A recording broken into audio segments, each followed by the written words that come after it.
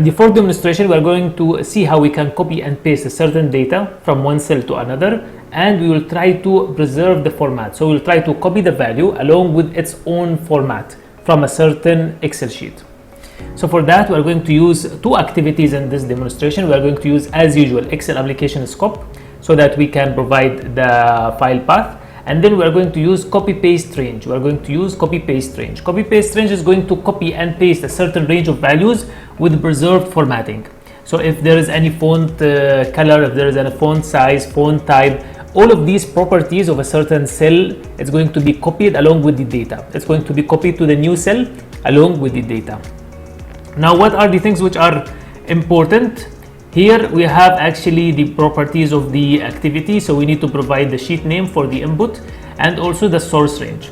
So we need to provide the sheet name from where it should copy, and we should also provide the range from that sheet. And as you can see, everything should be quoted. Also, we need to provide the destination. So on the destination, we need to provide the destination cell and also the destination sheet.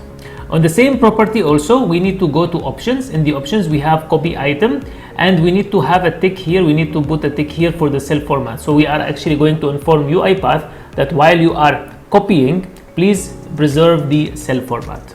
So we can do that by only what? By only providing this check mark. Here we have a very important note.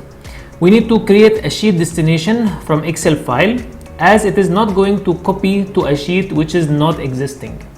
So if you want to copy something from a certain sheet to another, you need to create the second sheet, as if you want to copy to that sheet, it is not going to be created if it is not there. Now this is our source sheet.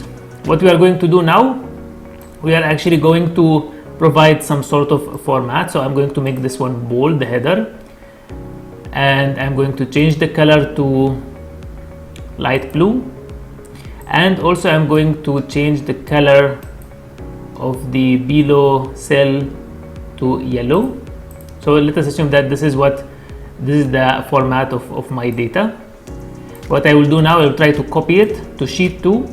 In sheet 2 I was having a data, so I will remove it. I will save now the file. So when I'm going to copy now this value from sheet 1 to sheet 2 along with the format. Let us see how we will do that practically.